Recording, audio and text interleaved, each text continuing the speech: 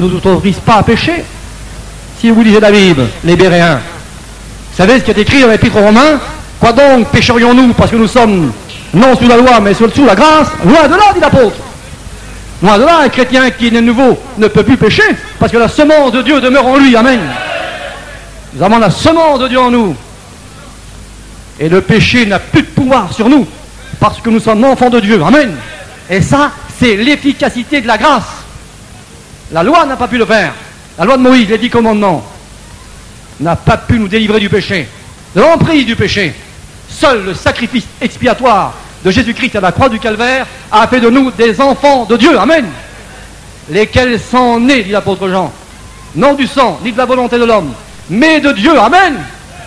Alors attention de ne pas changer la grâce de Dieu en dissolution. Il y en a qui le font. Il y en a qui le font. Mais nous sommes ce soir entre chrétiens, entre frères et sœurs, et nous voulons serrer cette parole sur nos cœurs. Amen. Écoutez ce que dit Jude. Voici les paroles de Jude.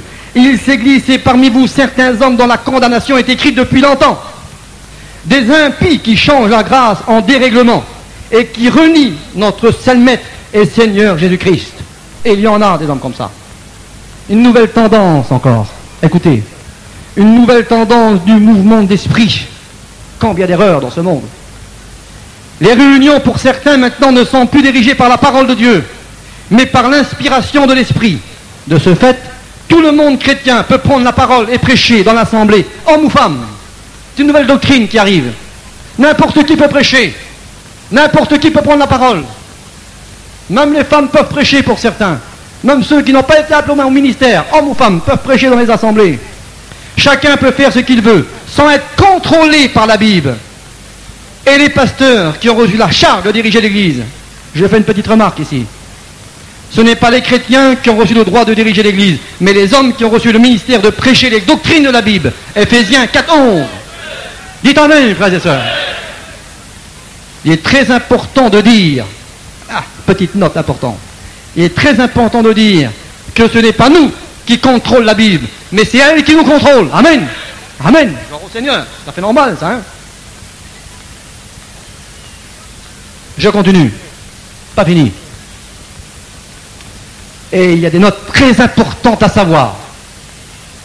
Il est à noter que nous sommes tenus, en tant que prédicateurs, serviteurs de Dieu et chrétiens, et aussi dans l'obligation de traduire, d'expliquer, d'enseigner exactement et avec précision les versets sacrés des Écritures. Le motif est très important. C'est afin que l'Église ne soit pas introduite dans l'erreur et dans des spéculations et théories humaines. Attention, spéculation. Et aux théories humaines. Attention. Et non sur l'enseignement du Seigneur et des apôtres. Il est très important de dire ici que nous n'avons pas le droit, comme nous l'avons mis au tableau, d'aller au-delà des Écritures. Paul le précise dans son épître, n'allez pas au-delà des Écritures. Et il faut souligner aussi que nous n'avons pas le droit de faire dire à la Bible ce qu'elle ne dit pas. D'accord, bébé? Amen, dites amen. Nous n'avons pas le droit de faire dire à la Bible ce qu'elle ne dit pas. C'est vrai pour toutes les doctrines de la Bible, ça. Rappelons-nous des paroles de Paul à Tite, où les prédicateurs, et en priorité les enseignants, dont je fais partie avec tes frères, doivent être attachés à la vraie parole, telle qu'elle a été enseignée par le Christ lui-même. Attachés, liés à la vraie parole. Le motif est d'une importance capitale. 1. C'est afin d'être capable. 2. D'exhorter. 3. D'enseigner selon la sainte doctrine et de refuter les contradicteurs. Si je ne suis pas attaché à la vraie parole, je ne serai jamais capable d'exhorter, d'enseigner et de refuter les contradicteurs. Pas étonnant que Paul a dit à Tite, à Timothée, confie-le à des hommes capables. Pas n'importe qui peut enseigner, hein. Pas n'importe qui peut prêcher, non, qui peut évangéliser. Il faut être capable, ayant reçu un ministère du Seigneur Jésus. Amen, hein. Ce n'est pas étonnant que Paul déclare à Tite, pour toi, dis les choses qui sont conformes à la sainte doctrine. Ça, nous avons le droit de le faire. Amen. Dis les choses qui sont conformes à la sainte doctrine. Il est évident que nous ne sommes pas en droit, vous et moi, de dire des choses, d'enseigner des doctrines qui ne sont pas conformes aux paroles du Christ et des apôtres. À ce sujet, et je vais vite, à ce sujet, il est très important de mettre aussi en évidence la seconde exhortation et la mise en garde de l'apôtre Paul dans son épître à Timothée. écoutez bien, si quelqu'un enseigne de fausses doctrines et ne s'attache pas aux paroles de notre Seigneur Jésus-Christ et à la doctrine qui, selon la piété, il est enflé d'orgueil, il ne sait rien. C'est important, hein, frères et sœurs. C'est important, les frères prédicateurs. Hein. C'est important, les étudiants. Il ne sait rien. Remarque, dans la sainte doctrine de Jésus, faites attention à ce qui est dit. Dans la sainte doctrine de Jésus, il ne faut surtout pas rajouter des mots, des pensées, des explications humaines. Nous n'avons pas le droit de le faire, frères et sœurs. Pas le droit de le faire. Rappelons-nous qu'il n'y a qu'une seule doctrine, celle de notre Seigneur Jésus-Christ, que Dieu soit béni. Ce n'est pas ma doctrine, c'est celle du Seigneur. Amen. Il est très important de noter les expressions de l'apôtre si quelqu'un ne s'attache pas aux saintes paroles du Seigneur. Il est à retenir que Paul ne dit pas de s'attacher à lui, à sa doctrine, mais à celle du Seigneur. C'est pas à nous qu'il faut s'attacher, c'est à la parole du Seigneur. Paul n'a jamais dit, c'est moi qui le dis, attention, je m'appelle un tel, c'est moi qui le dis. Non, non. Paul a dit, il faut s'attacher à la doctrine du Seigneur Jésus. On comprend très bien la raison, car ce n'est pas Paul qui a institué les doctrines du Nouveau Testament.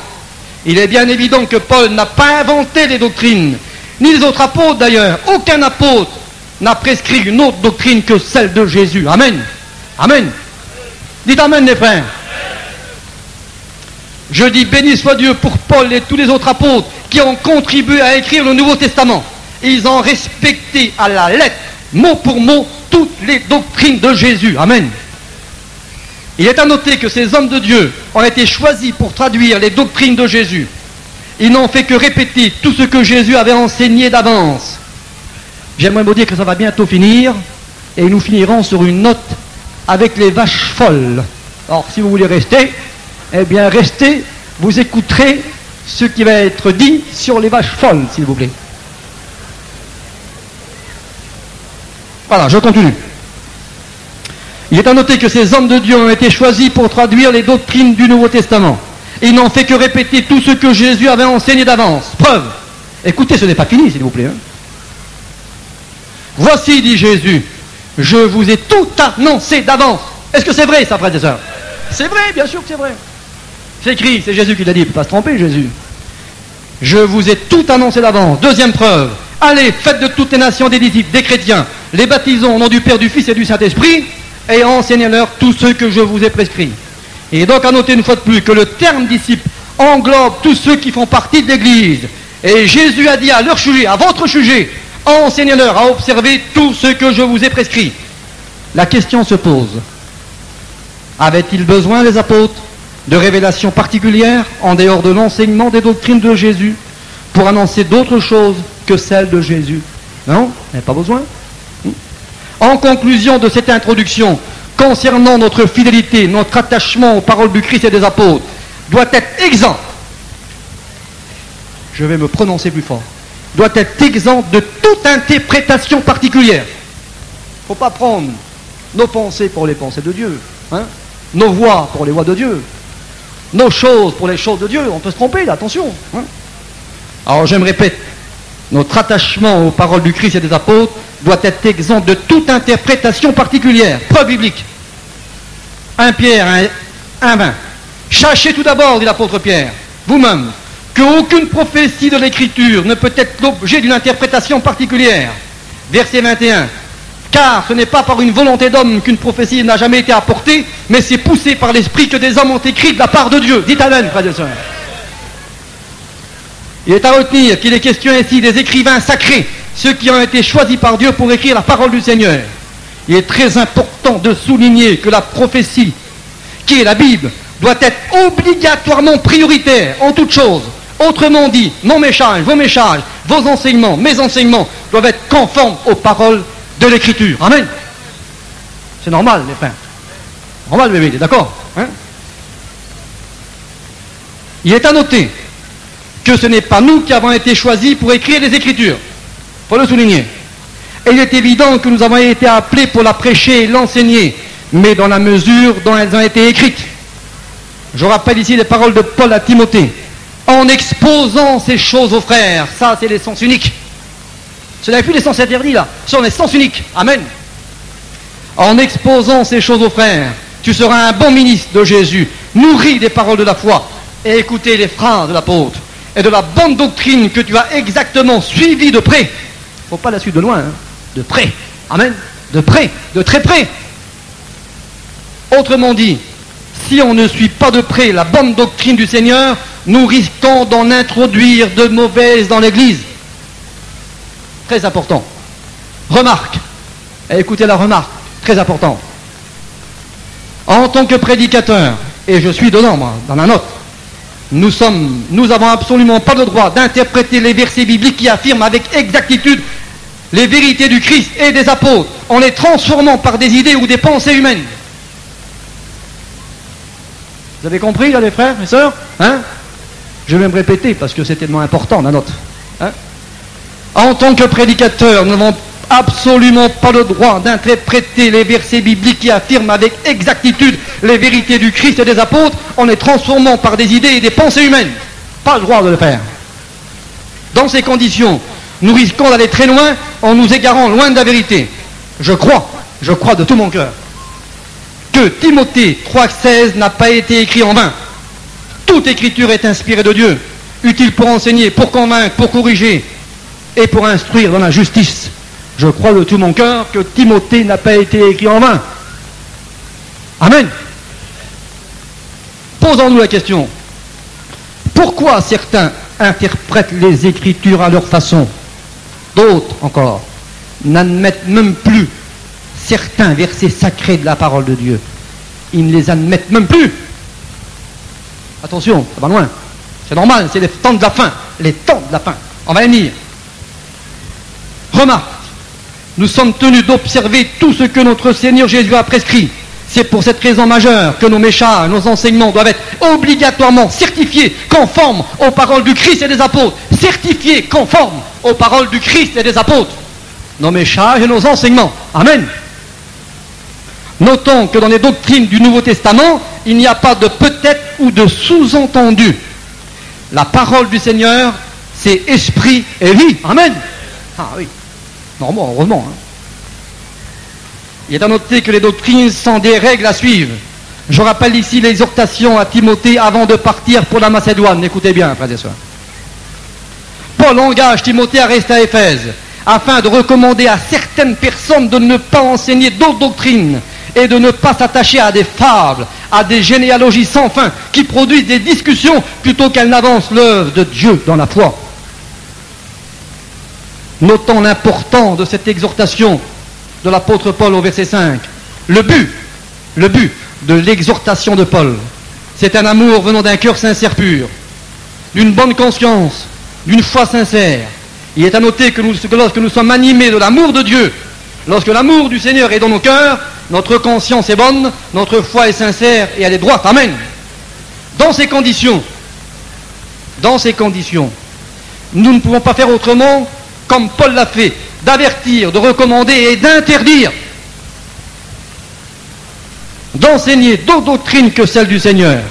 Le motif, pour ne pas s'attacher à des fables, mensongers, à des histoires inventées de toutes pièces et récits historiques. On arrive aux grandes vérités. Les experts, là, ils sont capables de le faire, ça. Les experts en la matière. Attention. Il est à retenir qu'une personne qui raconte des fables est souvent l'objet de propos railleurs. Attention, des fables, ça ne tient pas debout, ça, hein. N'a ni queue ni tête, excusez-moi d'expression. Il est très important de dire que nous vivons les temps de la fin, et je vais bientôt terminer. Comme le déclarent Jésus et les apôtres. Les prophéties du Christ touchent à leur fin. Le Seigneur est à la porte, il revient bientôt. Il est à noter que nous sommes en train de vivre l'avant-dernière prophétie avant le retour glorieux de notre Seigneur Jésus. Je dis bien l'avant-dernière prophétie avant le retour glorieux du Seigneur Jésus. Je m'explique. Nous sommes en train de vivre actuellement 4 grandes prophéties prédites par Jésus lui-même. La première, c'est l'évangélisation du monde. Jésus a dit, cette bonne nouvelle du royaume sera prêchée dans le monde entier pour servir de témoignage à toutes les nations, alors viendra la fin. Il n'est pas dit que ce sera la fin, mais Jésus a dit, alors viendra la fin. Nous sommes en pleine expansion dans cette prophétie du Christ. L'évangélisation du monde, elle est faite partout, que Dieu soit béni. Nous vivons l'avant-dernière prophétie avant le retour du Seigneur Jésus. C'est fait, frères et sœurs et amis. Cette prophétie est en pleine expansion. Et c'est le premier poteau indicateur placé par le Christ dans les Écritures qui indique que la fin est proche. C'est l'évangélisation du monde. Premier poteau indicateur qui indique que la fin est proche, c'est Jésus qui le met en évidence dans l'évangile de Matthieu, que Dieu soit béni. La deuxième prophétie du Christ qui marque la fin se trouve également dans Matthieu 24, 12. Jésus dit, l'iniquité sera accrue, entre parenthèses le péché, et l'amour du plus grand nombre se refroidira. Nous vivons cette prophétie également. L'amour du plus grand nombre se refroidira. Nous vivons l'évangélisation, et nous vivons cette époque où l'amour du plus grand nombre se refroidit. La troisième prophétie qui annonce également la fin, c'est l'époque de Sodome et de Gomorrhe, qui revit depuis quelques années. L'époque de Sodome et de Gomorrhe, qui revit depuis quelques années. Jésus l'avait prédit. Et Jésus ne s'est pas trompé. C'est le Fils de Dieu. Amen. Et vous savez tous ce qui s'est passé au temps de Sodome et de Gomorrhe. Les deux villes ont été détruites par des anges envoyés par Dieu. Elles ont été pulvérisées, brûlées par le feu de Dieu, à cause que ces gens de Sodome vivaient dans la corruption, dans la souillure et dans le péché. Et bien aujourd'hui, nous vivons l'époque de Sodome et de Gomorrhe. Je ne voudrais pas m'étendre parce que j'irai trop loin sur cette note. La corruption, la souillure, les vices contre nature sont aujourd'hui remis sur les rails de ce monde. C'est important. Comme au temps de Sodome, c'est Jésus lui-même qui le déclare dans l'évangile de Luc chapitre 17 verset 28. Ce qui arriva du temps de Lot arrivera pareillement avant le retour de Jésus qui est son avènement. C'est Jésus qui l'a dit. Je ne l'ai pas inventé, frères et sœurs. C'est Jésus qui l'a dit. Et nous vivons cette prophétie. Nous la vivons. Vous savez, vous êtes bien placés pour le savoir, certains. Il suffit de mettre en route la petite boîte carrée et on s'aperçoit que Sodome et Gomorrhe existent bel et bien, n'est-ce pas, hein? La quatrième prophétie qui annonce également la fin, c'est l'intrusion, l'arrivée des fausses doctrines. Nous sommes entrés dans la phase de ces quatre grandes prophéties, frères et sœurs. Des milliers de chrétiens sont touchés par ce fléau démoniaque des fausses doctrines. Des milliers de chrétiens sont touchés dans le monde par ce fléau démoniaque qui sont les fausses doctrines. Un des principaux motifs pour lesquels nous devons aujourd'hui aviser l'Église, c'est que nous vivons les temps de la fin, et quand dans les temps de la fin, les hommes ne supporteront plus la sainte doctrine. Ils auront la démangeaison d'entendre des choses agréables, mais non la vérité, et ils essayeront de vivre une vie chrétienne facile, avec toutes les permissions qu'ils voudront, et ils vivront ainsi avec le compromis du siècle présent, c'est Paul qui le déclare. Et ils se donneront une foule de docteurs, des enseignants, qui enseigneront des fausses doctrines, et ils détourneront l'oreille de la vérité. 2 Timothée chapitre 4 verset 3. C'est à cause de toutes ces choses mauvaises contraires à Dieu que nous devons apprendre et connaître les doctrines de la Bible. Dites Amen, frères et sœurs. Quiconque va plus loin, écoutez bien le texte. Quiconque va plus loin et ne demeure pas dans la sainte doctrine de Christ n'a pas Dieu. C'est grave, hein, Barreau des Belles. C'est grave, Rocky, c'est grave, Seigneur Jésus. C'est la Bible qui parle. Quiconque va plus loin, il ne faut pas trop aller loin, attention, pas le droit d'aller loin. Hein. Quiconque va plus loin et ne demeure pas dans la sainte doctrine du Christ n'a pas Dieu, c'est fini. Il croit qu'il est dans la vérité, mais il se trompe. Ceux qui enseignent de fausses doctrines essayeront de les introduire à tout prix dans la véritable Église de Jésus-Christ pour la nuire, pour l'empêcher de grandir spirituellement, afin de l'arrêter définitivement. Jean a mis en garde l'Église et les prédicateurs, et il leur a dit, prenez garde à vous-même, afin que vous ne perdiez pas le fruit de vos travail, mais que vous receviez une pleine récompense. Quiconque va plus loin n'a pas Dieu. Celui qui a le Père a le Fils demeure dans ses doctrines, que Dieu soit béni. Écoutez ce que dit Paul. Si quelqu'un vient à vous et n'apporte pas cette doctrine dans votre maison, ne le recevez pas, que Dieu soit béni. L'auteur aux Hébreux nous dit ceci, ne vous laissez pas entraîner par des doctrines diverses et étrangères. C'est un avertissement, c'est écrit dans l'Épître aux Hébreux. Ne vous laissez pas entraîner par des doctrines diverses et étrangères. Le prédicateur qui a reçu l'un des 5 ministères que le Seigneur a établis doit se servir des Saintes Écritures pour que son Église ne soit plus emportée à tout vent de doctrine par la tromperie des hommes, par le ruse dans les moyens de séduction. Je dis que Dieu soit béni pour la vérité qui est écrite ici, car en prêchant la vérité dans l'amour, nous grandirons à tout égard. Amen. Vous savez, même pour les plus bas tombés de notre mission, même pour ceux qui se sont trompés, ça arrive, eh bien vous avez la possibilité de repartir de nouveau, frères et sœurs. Amen. Prenez la vérité, prenez l'amour, ça va de pair ensemble, vous ne pouvez pas les séparer. Et Dieu vous bénira. Amen.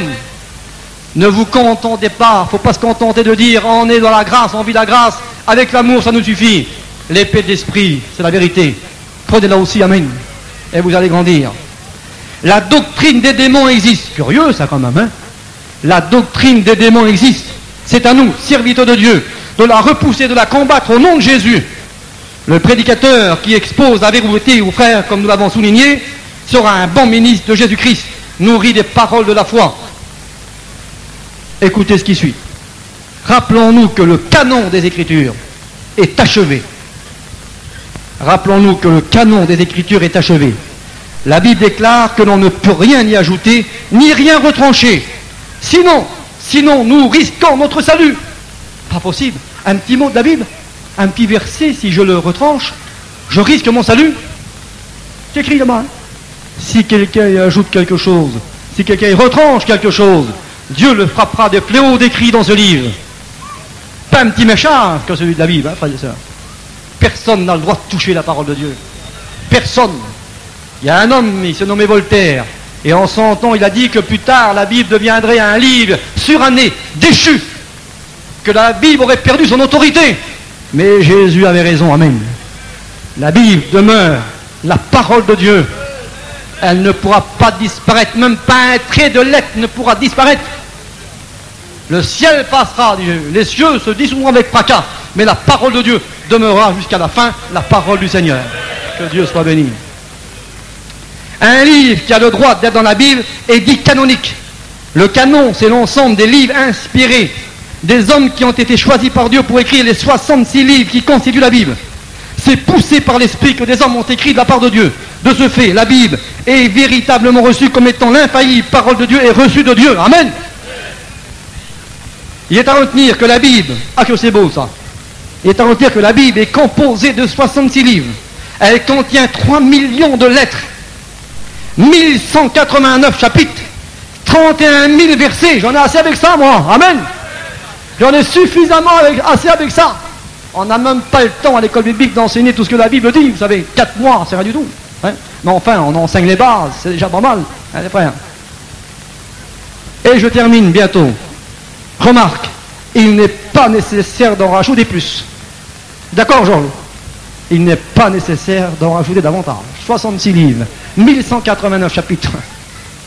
On n'a pas assez que ça, on a tout. On a suffisamment à tout. Écoutez, et je conclue avec les vaches folles. Quelques minutes, on arrête. Les vaches folles, les vaches enragées, entre parenthèses. L'Angleterre connaît aujourd'hui le grand problème des vaches folles. Mais le problème de l'Angleterre touche également l'Europe tout entière.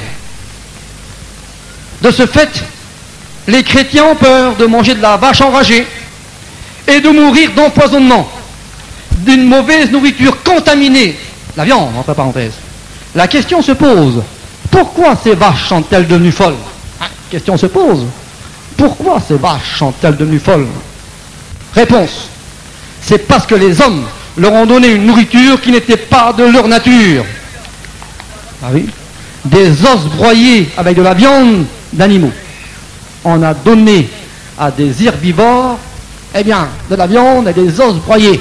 Ça va pas, ça, hein?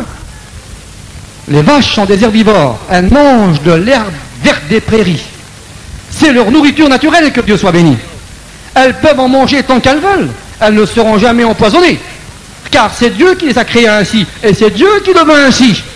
Ah oui, dites amen, frères et sœurs. Même les vaches sont concernées par Dieu, vous savez. Hein? Ah oui, c'est Dieu qui les a créées. Elles ont aussi des règles à suivre, les vaches. Mais que voulez-vous, les vaches sont des animaux. Hein? Ce ne sont pas des hommes. Alors on peut leur faire, eh bien, manger ce que l'on veut. Retenons qu'un animal herbivore ne sera jamais un animal carnivore. Mais voilà, les hommes ont changé l'usage des choses naturelles comme le précise Paul dans l'Épître aux Romains. Ils se sont égarés dans leurs pensées et leur cœur sans intelligence a été plongé dans les ténèbres. Se vantant d'être sages, ils sont devenus fous. Ils ont changé la gloire du Dieu incorruptible en image représentant l'homme corruptible, des oiseaux, des quadrupèdes et des reptiles.